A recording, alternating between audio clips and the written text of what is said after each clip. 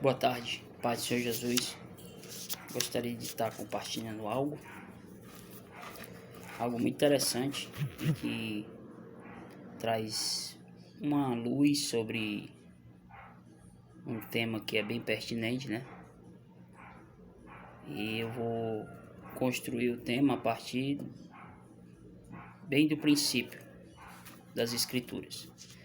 Para começar, eu vou aqui em Gênesis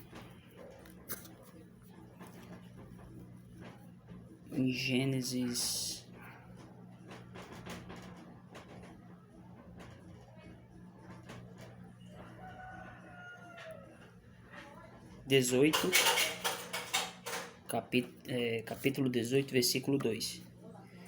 E diz assim: Abraão ergueu os olhos e observou 3 homens em pé a pouca distância. Assim que os viu, saiu da entrada de sua tenda, correu ao encontro deles e prostrou-se, encostando seu rosto no chão. Então declarou Abraão: Meu Senhor, se encontrei graças a teus olhos, não passes pelo teu servo sem te deres por algum tempo. Traga-se um pouco de água, lavai os pés e repousai debaixo desta árvore. Também trarei um bocado de pão, refazei as vossas forças, visto que chegaste até vosso servo. Depois seguireis vossa jornada. Aos que eles responderam: Assim seja feito, seja feito como disseste. Abraão dirigiu-se apressadamente para sua tenda e pediu a Sara: Toma depressa 3 medidas da melhor farinha, massas, prepara 3 pães. Em seguida correu ao rebanho, escolheu o melhor e mais tenro vintelo e o deu a um servo que se apressou em prepará-lo. Tomou igualmente a coalhada, leite e o vitelo que se prepararam e colocou tudo diante dos visitantes. Entretanto, permaneceu de pé junto deles sobre a árvore, observando-os enquanto comiam. Aqui eu já inicio o nosso diálogo construindo a partir do próprio texto. O que eu quero dizer? Aqui a gente já percebe que o anjo ele está tomado pela forma humana. Então, se ele está tomado pela forma humana, né, se ele se faz humano, ele tem necessidades humanas. Ele, como o texto fala, ele sentou, comeu, bebeu, conversou com Abraão. E continuando o fato curioso sobre onde eu quero chegar, em Gênesis capítulo 19, versículo 3, mais uma vez testificando sobre a questão da forma humana, né? O anjo tomar a forma humana. Então aqui em Gênesis 19, no versículo 3, vai dizer: Todavia Ló insistiu tanto que eles aceitaram veemente o convite e seguiram com ele para sua casa e entraram. Ló preparou-lhes uma refeição, fez questão de que se alimentassem de pães asmos e eles comeram.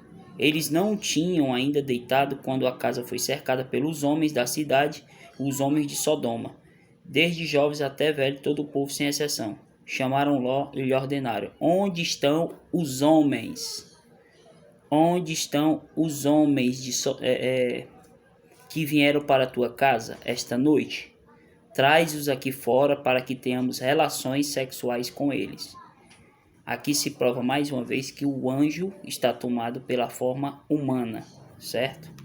Então o que eu quero construir aqui é que, se propriamente os anjos, eles quando tomam a forma humana, eles adquirem necessidades humanas, certo? Como o texto é bastante explícito. E o que eu quero dizer é que a questão do falar em línguas, adentrando nesse assunto, não faz sentido algum com as escrituras. Porque o texto de 1 Coríntios 14, ele é bem claro sobre a questão do falar, né? O Senhor é bem claro no 1 Coríntios 14, ele diz: O que fala em língua desconhecida edifica-se a si mesmo, mas o que profetiza edifica a igreja. Essa língua desconhecida é uma língua também humana, terrestre. Porque como vimos lá, os anjos, eles propriamente tomam uma forma humana. Então eles adquirem habilidades, eles adquirem necessidades humanas. Então, em nenhum momento é para ninguém estar falando em línguas estranhas, dizendo que é língua de anjos, porque não faz nenhum sentido, certo? O fato de eu estar colocando isso aqui é simplesmente para os irmãos começarem a refletir sobre esse espírito de engano, de estar falando línguas esquisitas, línguas estranhas, e dizendo que provém das escrituras, que em nenhum momento as escrituras falam sobre essas línguas estranhas, não. Que ninguém tem necessidade de falar línguas estranhas, não. As línguas que estão presentes aqui nas escrituras são línguas terrestres. Em nenhum momento é necessário falar língua de anjo e dizer que está tomado pelo Espírito Santo e está falando aquela língua e que aquela língua pertence a anjos, porque propriamente os anjos tomam formas humanas, então as habilidades também serão humanas e não tem nada de língua do céu, nada disso, certo? A comunicação ela vai ser ampla, porque as coisas do Senhor é feito com ordem e decência. E continuando aqui em 1 Coríntios 14, o Senhor vai dizer assim: há, por exemplo, tanta espécie de vozes no mundo, e nenhuma delas é sem significação. As vozes do mundo são o que? Os idiomas. Todas têm um significado, certo? E quando a gente vê aqui no texto sobre falar em línguas estranhas, sobre falar em línguas, né? Nem posso nem estar com essa citação línguas estranhas, porque isso se tornou tão comum que a gente acaba adquirindo, né? Porque infelizmente as pessoas elas começaram a querer colocar que o Espírito Santo de Deus só age se for daquela forma, com reteté, com palavras digamos de sentido pagão, porque essas línguas que são faladas dentro desses tempos neopentecostais, elas são línguas totalmente de matrizes africanas. Não tem nada a ver com língua de Deus, língua dos céus, nada disso. Até porque aqui os textos são claros. Se não está na escritura, então é errado fazer. A gente tem que buscar conhecer as escrituras profundamente para não estar com esse espírito de engano, que isso é um espírito de engano. As potestades ficam cirandando dentro desses lugares por causa dessa falta de conhecimento. Porque como vai falar lá em Oséias, meu povo perece por falta de conhecimento. Quanto mais a gente conhece, mais a gente se aprofunda e mais o inimigo se afasta. Num sentido de fortalecimento com o Pai Celestial. Então, eu aconselho ler o capítulo 14 de 1 Coríntios inteiro, certo?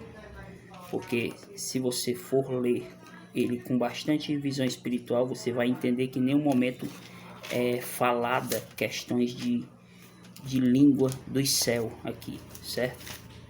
E corroborando isso, eu vou aqui para o texto em Atos 2.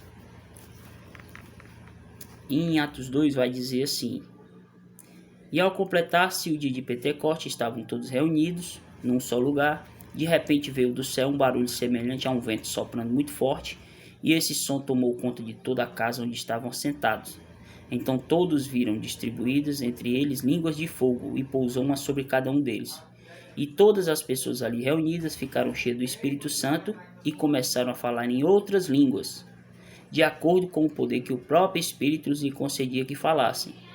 Ora, estavam morando em Jerusalém judeus tementes a Deus, vindos de todas as partes do mundo. Lá nós tínhamos ali uma miscigenação de linguagem, né? Nós tínhamos ali vários idiomas reunidos. E quando esse Espírito Santo, essas línguas de fogo desceram, eles foram capazes de entender em um idioma só, porque ali eles estavam reunidos em vários idiomas. Não tem nada de língua de que falou língua do céu, não, certo?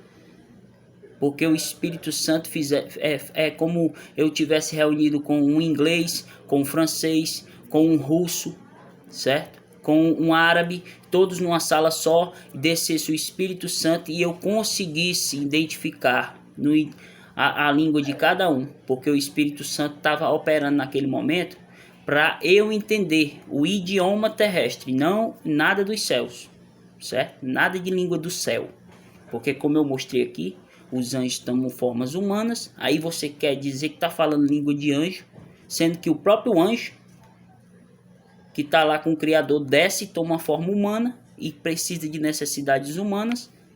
Como é que a gente vai...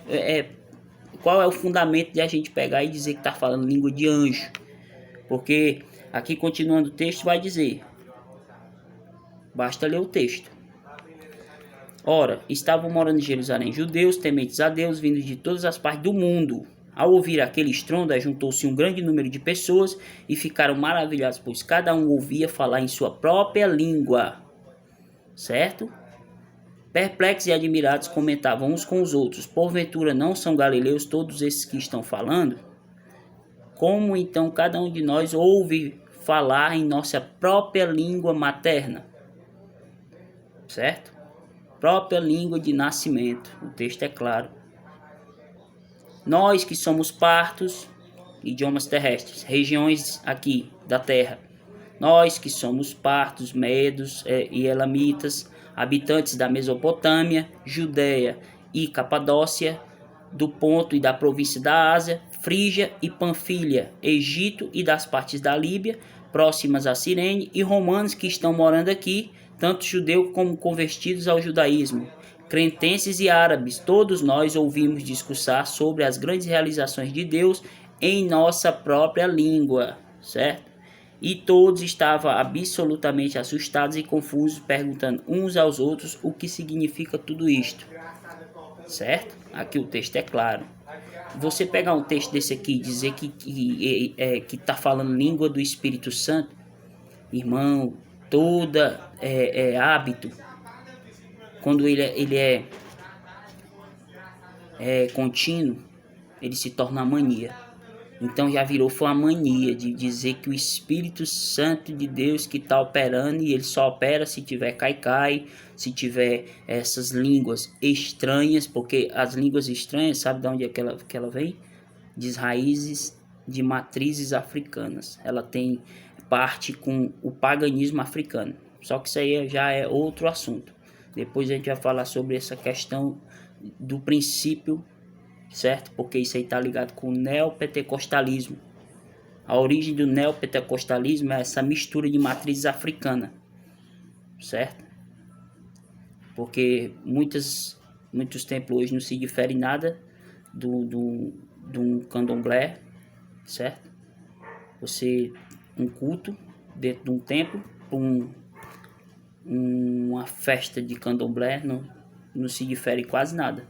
É todo mundo rodando, cirandando, pulando, gritando, reteté, línguas esquisitas, e nada disso tem na Bíblia, irmão. A gente tem que estar vigilante com essas coisas, porque só fica no engano quem quer. Agora, se você quiser ir contra as escrituras, aí a gente não pode, fazer nada. Mas o papel do cristão é denunciar as obras infrutíferas das trevas, porque isso aí não edifica de nada.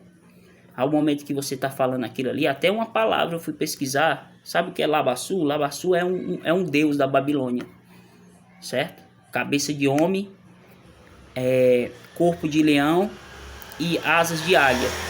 É o Labassu. Tem que pesquisar, irmão, porque senão fica no engano, e Satanás é que é o pai da mentira. Ele adora pregar mentiras, certo? E a gente tem que, o papel do cristão é denunciar. Fica no engano quem quer, mas está aqui, os textos são claros. Basta ler as escrituras, viu? E eu fico por aqui.